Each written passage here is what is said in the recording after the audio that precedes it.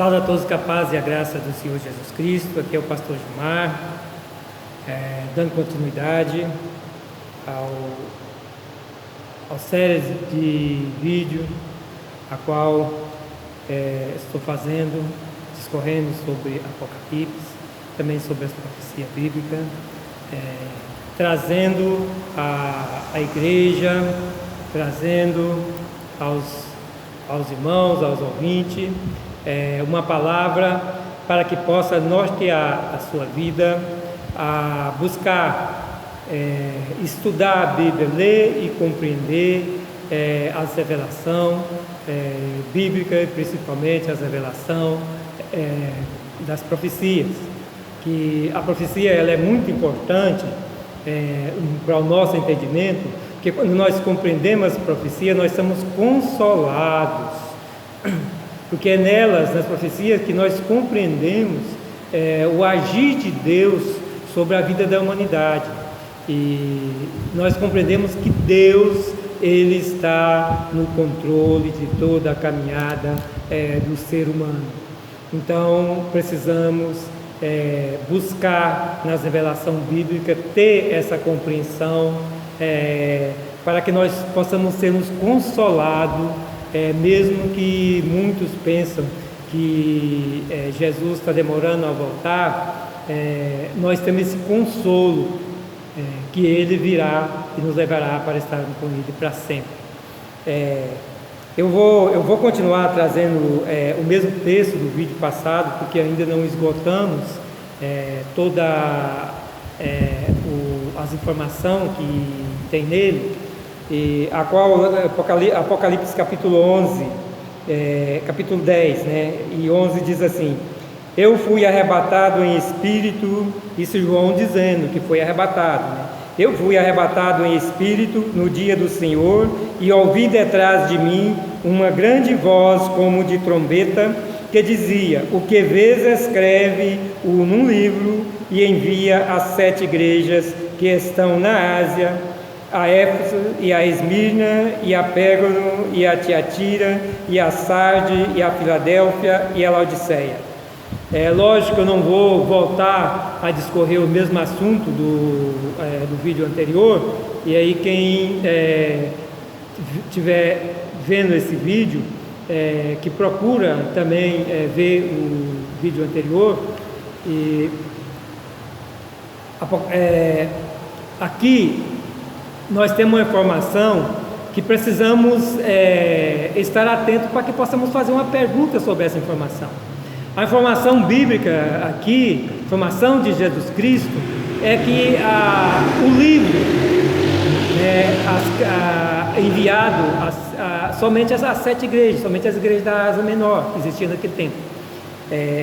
Então a questão é o seguinte: algumas perguntas que nós temos que fazer, porque se nós queremos ter o conhecimento bíblico, nós temos que começar a fazer pergunta e buscar as respostas na pergunta. Então a primeira pergunta: por que somente foi enviado essas cartas e o livro? Porque quando a gente olha aqui, Jesus manda João escrever num livro e enviá-lo às 7 igrejas. Então é para escrever num livro, e esse livro é o livro de Apocalipse, são todas as informações do Apocalipse. Então João escreveu o livro de Apocalipse e mandou às 7 igrejas da Ásia. Mas por que não as outras igrejas? Por que não mandou para a igreja em Roma? Porque segundo alguns historiadores e a própria igreja católica, Pedro foi bispo em Roma, e existe uma lista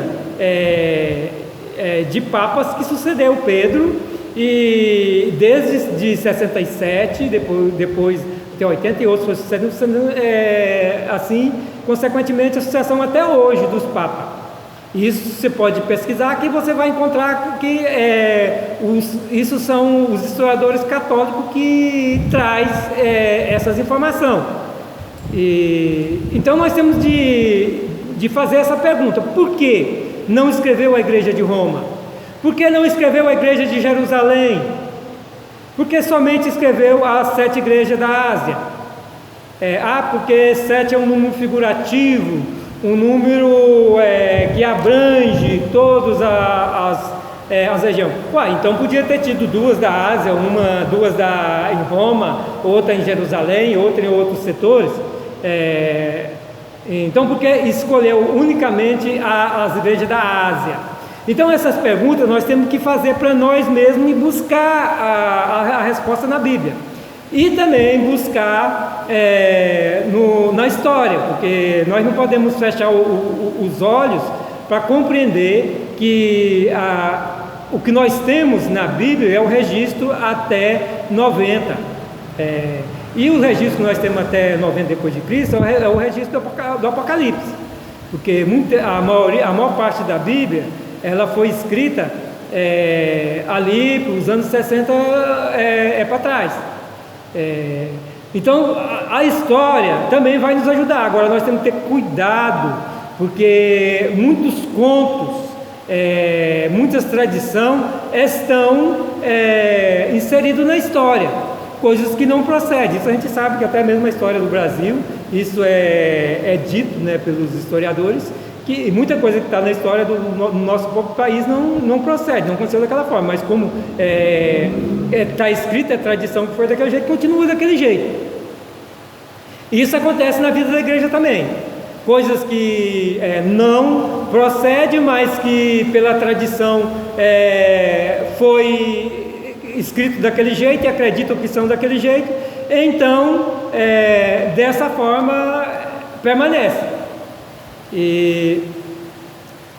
Então, olhando para a história, a gente vê que em 64 depois de Cristo, mais precisamente entre 18 e 19 de julho de 64, houve um grande incêndio em Roma, a qual morreram muitas pessoas. E esse incêndio, os cristãos foram acusados por Nero, que era o imperador da época, de ter incendiado Roma. Então houve uma perseguição feroz aos cristãos em 64 depois de Cristo.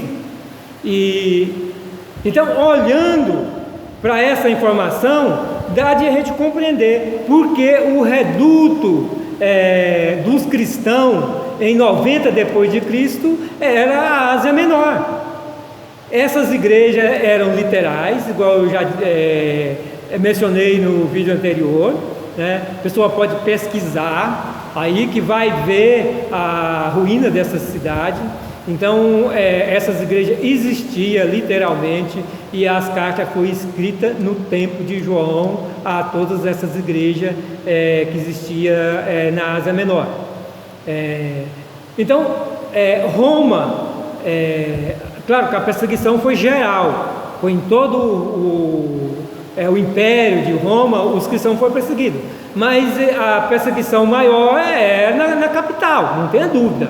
Então dificilmente cristãos iam poder fazer culto abertamente a Cristo em Roma. E aí, quando a gente olha para alguns historiadores, a gente fica estupefado. Eu entrei em pesquisa, e não vou citar aqui nome, mas as pessoas não querem entrar em polêmica com ninguém. Meu objetivo é pregar a palavra e trazer a verdade, mas vocês podem pesquisar lá e buscar qual foi o primeiro Papa, e vai aparecer Pedro, e depois vai aparecer todos os sucessores de Pedro.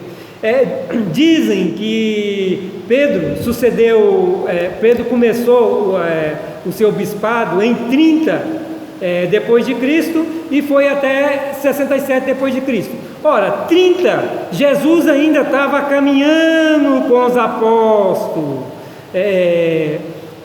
Pedro, ele só recebeu ali a liderança, a incumbência de liderar mesmo de fato os discípulos, quando depois da ressurreição de Jesus Cristo, que Jesus Cristo aparece aos apóstolos e chama Pedro e procura Pedro se Pedro ama ele mais do que os outros. Então diz: apacenta minhas ovelhas. E por 3 vezes Jesus repetiu, e Pedro ficou chateado, né, porque Jesus repetiu 3 vezes, mas Jesus estava confirmando ali a liderança de Pedro. E então não se procede essa data de 30 depois de Cristo, porque se eu olhar para a data, mesmo se tiver algum erro no calendário, mas a data que nós temos como morte de Jesus Cristo é 33 depois de Cristo. Então por aí já começa um furo. E aí tem lá que o sucessor de Pedro, ele fundou 25 paróquias em Roma, isso de 67 aos anos 80 depois de Cristo. Ora, se Nero estava perseguindo os cristãos ferrenhamente, prendendo, matando os cristãos, a única forma dos cristãos não ser mortos naquele tempo, quando caía na mão de Nero, era negar Jesus Cristo.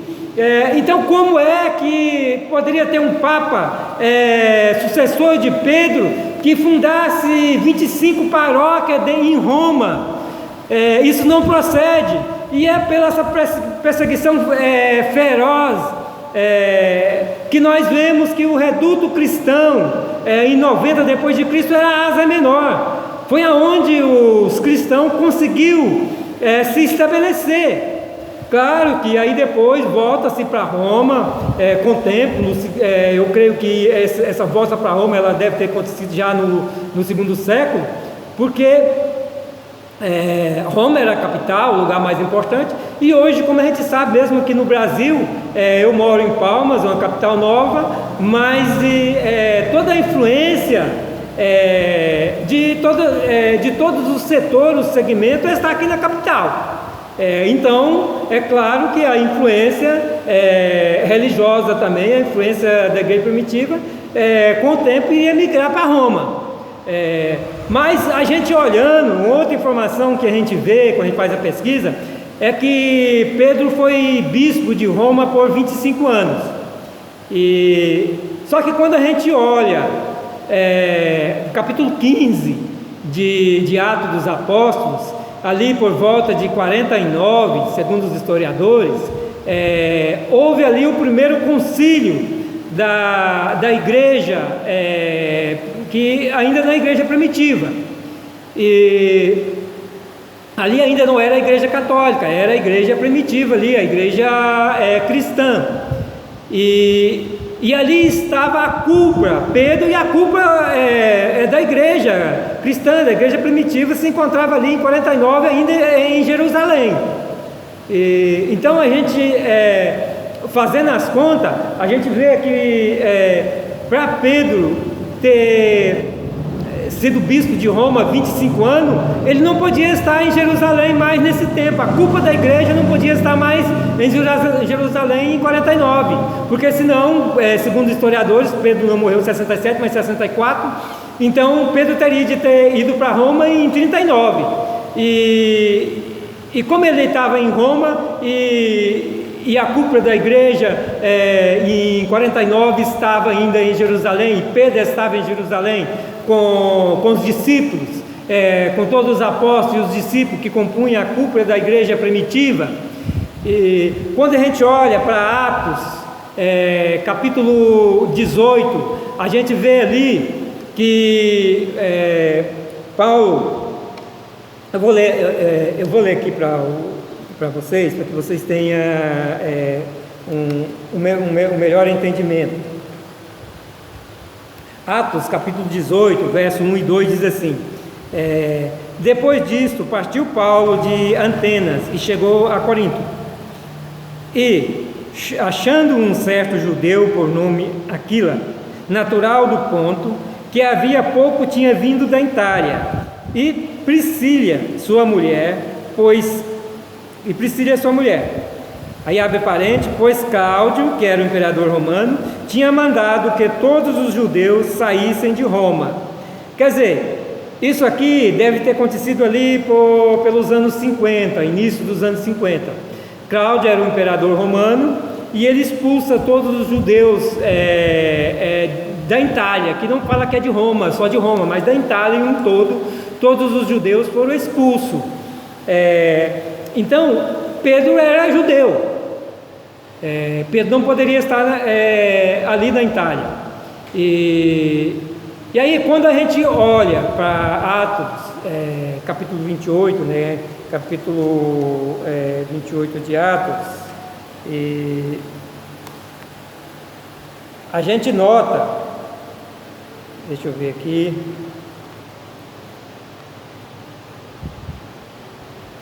deixa eu olhar aqui, capítulo 28 de Atos mesmo, que é o último capítulo de Atos dos Apóstolos. A gente vê ali Paulo chegando em Roma, porque Paulo foi preso, ficou ali por volta de 2 anos preso na Judéia, e depois foi levado para Roma, preso. Ele, como cidadão romano, ele tinha o direito de apelar para César, então ele apelou no seu julgamento para César e foi mandado para César, que é para o imperador romano. Então ele fica ali por volta de 2 anos preso na Judéia, e depois é mandado para Roma, a qual ele passa, ainda fica uns 3 meses em naufrágio em uma ilha, e chega a Roma. Então, chegando em Roma, 3 dias depois, ele manda, ele convida um grupo de judeus que se encontrava em Roma para conversar com os judeus, falar sobre a sua prisão e também sobre o Evangelho, mas ele não foi bem aceito. Os judeus não aceitaram bem o ensino de Paulo, né? E a gente vê que não tinha nenhuma estrutura cristã em Roma, e isso ali por volta de 60 até 62 depois de Cristo, não existia nenhuma estrutura cristã em Roma. Lá não estava, Paulo não encontrou Pedro lá, Paulo não encontrou nenhuma igreja estruturada, organizada em Roma, e ele escreve para Timóteo, no capítulo 2 Timóteo, capítulo 4, no verso 9 e até o 11, diz assim, dizendo a Timóteo: procura vir ter comigo depressa, porque Demas me desamparou, amando o presente século, e foi para Tessalônica, Crescente para a Galácia, Tito para a Dalmácia. Só Lucas está comigo. Toma Marcos e trazem contigo, porque me é muito útil para o ministério. Vejamos bem, nós temos aqui uma informação que Paulo faz a Timóteo, né, e na sua segunda carta a Timóteo, que ele está sozinho em Roma, só tem Lucas com ele, só está ele e Lucas em Roma, lá não está Pedro. Se Pedro foi bispo de Roma até 67, então Pedro tinha de estar lá com Paulo. Paulo não estaria só, Paulo tinha Pedro e todos, a cúpula da igreja, que estaria lá com Pedro em Roma, a direção da igreja, apóstolos, discípulos, estariam lá com Pedro, e todos os outros discípulos, todos os convertidos estariam lá com Pedro. Então Paulo não estaria só. Mas Paulo escreve a Timóteo que estava só. Isso significa que não existia nos anos 60 uma estrutura cristã, da igreja cristã lá em Roma. Isso porque a Cláudia havia expulsado grande parte dos judeus da Itália, né? Em Roma, ali é a capital da Itália, era a capital do mundo, do Império Romano naquele tempo, mas precisamente da Itália foi expulso os judeus. Então alguns judeus, alguns grupos ficaram, mas não se estruturaram como igreja cristã, mas era judeus, estruturado como judeus. Então, quando Paulo escreve a Timóteo, a gente nota que ele pede para que Marcos vai ter com ele, quer dizer, para que Marcos vá para Roma. E aí a gente tem que entender uma coisa: Lucas estava com Paulo porque Lucas era o escudeiro de Paulo, e assim como Marco era o escudeiro de Pedro. Aonde Pedro estava Marco, aonde Paulo estava Lucas. E então, se Paulo está chamando Marcos da Judéia para ir para Roma, é porque Pedro já deveria ter morrido nesse tempo. Isso foi ali por volta de 62, talvez, essa carta escrita. E então provavelmente Pedro já teria morrido. E Pedro morreu em Roma? Não, se Pedro tivesse morrido em Roma, Marcos não estaria na Judéia, mas em Roma, porque onde estaria Pedro estava Marcos. Isso eu estou falando olhando para a Bíblia, amados, não é olhando para a história, olhando para a Bíblia. Então, se Marco não está em Roma, é porque Pedro não estava em Roma. Porque se Marcos estivesse, Pedro estivesse em Roma, Marco teria ficado já diretamente com Paulo em Roma. Mas não, Marco não estava em Roma. Então, todo esse estudo, quando a gente olha para Atos dos Apóstolos e para as cartas dos apóstolos, que é o que nos norteia para o entendimento da igreja primitiva, porque a igreja primitiva ela veio surgir de fato ali no derramamento do Espírito Santo, que começa ali a caminhada da igreja primitiva.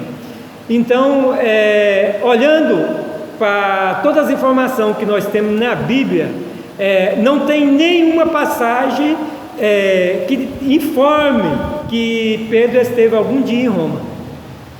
Então, olhando para a Bíblia, provavelmente Pedro não esteve em Roma depois, eu não sei o antes, antes dele ser recrutado por Jesus Cristo para ser apóstolo, mas depois disso provavelmente Pedro nunca tem estado em Roma. E é o que nós vemos na Bíblia, não é na história. Se você for pesquisar aí, os historiadores, eles vão trazer uma série de informação que não passa no crivo bíblico. Então, isso é importante para nós compreender o porquê as cartas só foi escritas para as igrejas da Ásia. Mas o número 7 é um número figurativo, um número que abrange todas as igrejas. Mas então por que não foi só 2 ou 3 igrejas da Ásia e outra de Roma, outra de Jerusalém? Jerusalém não podia ser, porque Jerusalém foi em 70 depois de Cristo, foi destruído. Então não tinha como haver igreja em 90 em Jerusalém, que Jerusalém já tinha sido queimada, destruída. E da mesma forma não podia como haver em Roma, porque se houvesse igreja em Roma, nessa época com certeza ela teria sido citada, mas não havia, porque havia uma perseguição a qual o imperador perseguia todos os cristãos. Foi a época de uma perseguição terrível na vida dos cristãos, a qual morreram muitos cristãos deram a vida para que a palavra de Deus chegasse até nós hoje, porque o Império Romano queriam varrer os cristãos do território romano. Então, provavelmente não havia nenhuma estrutura de igreja em Roma. Por isso, as cartas escritas às 7 igrejas da Ásia, e a qual, como eu mencionei no vídeo anterior, são as características que nós temos de ter. As características boas dessas igrejas, as características aprovadas por Jesus Cristo, e as características negativas, foi aprovada por Jesus Cristo, a qual nós devemos não ter essas características na nossas vidas. Quem não ouviu o vídeo anterior, vai lá e ouve, que você vai compreender do que eu estou falando aqui. Então, compreendendo a problemática das igrejas primitivas, o porquê da igreja estar ali na Ásia Menor, nós temos uma visão melhor da caminhada da igreja. Porque nós precisamos compreender, como igreja de Jesus Cristo que nós somos, aquilo que a igreja proporcionou em toda a sua caminhada para que chegasse até nós hoje. Aquilo que não, as características de toda a caminhada da igreja que não devemos seguir, não devemos estar em nós, assim como o culto aos santos, como imagens que foram introduzidas no seio da igreja ao longo da caminhada, e mesmo que o povo daquele tempo tenha pensado que foi pelo motivo bom, né, e que era para que os leigos olhassem para as imagens e tivesse fé, que ali se visse de Bíblia para os leigos, não existe nada que possa mudar a doutrina que Jesus Cristo nos deu. Todo aquilo que o ser humano pensa que é bom, mas que não está na Bíblia e que se insere dentro da igreja como doutrina, é doutrina puramente humana. Então, ao longo do tempo, a igreja foi doutrinada por doutrina puramente humana. Essa é uma caminhada que a igreja fez, a qual, ao longo da sua caminhada, foi deixando os princípios bíblicos e inserindo na vida da igreja princípios puramente humanos. Viu? E aí a gente vê que até o protestantismo, isso já mencionei no vídeo anterior, vão lá que vocês vão ver. Então, quando Deus levanta o protestantismo, a minha língua tem hora que enrola um pouquinho, viu, amados? Ali os protestantes, eles voltaram à doutrina verdadeira de Jesus Cristo, mas também com a caminhada da igreja, ao longo da caminhada da igreja protestante, também foi sendo introduzidos doutrinas puramente humanas. E hoje nós vemos aí o carnaval gospel, o mundo gospel, promovendo idolatria, promovendo doutrinas que não tem nada a ver com a doutrina de Jesus Cristo. A gente vê aí esse mundo da teologia da prosperidade, que está tirando os olhos das pessoas do céu para o mundo, de Cristo para as coisas. Nós vemos aí também uma teologia da substituição, que querem de toda forma que a igreja substitua Israel. Porém, e agora? Em 1948 volta o Estado de Israel, cria o Estado de Israel. E aí inventam novas doutrinas,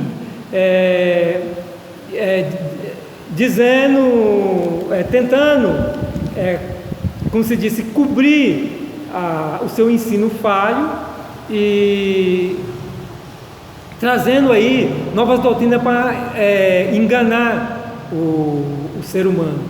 E continua insistindo que a igreja substitui Israel, e a igreja não substitui Israel. Israel está aí. Quando nós olhamos para a profecia bíblica, Israel estará até o fim. Israel passará pela grande tribulação. A igreja não passa pela grande tribulação. Israel passa pela grande tribulação.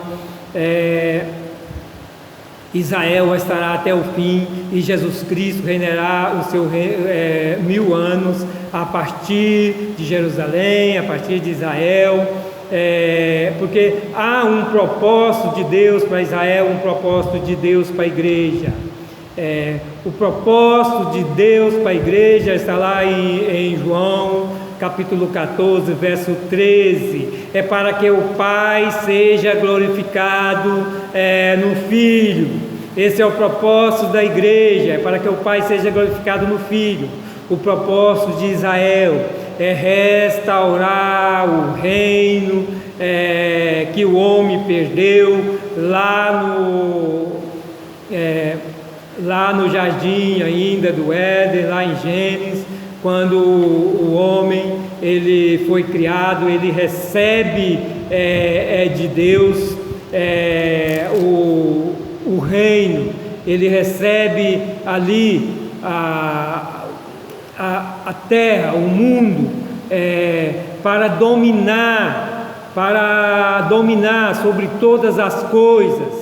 E então, ao pecar, ao transgredir, o homem ele serve ao propósito do diabo, e pelo pecado ele passa a servir ao pecado. E o diabo é o pai do pecado. Quem serve ao pecado está servindo ao diabo, que é o pai do pecado. E aí nós temos que compreender lá em Mateus capítulo 12, quando Jesus fala do reino, que ele diz que ele expulsa demônio pelo Espírito de Deus.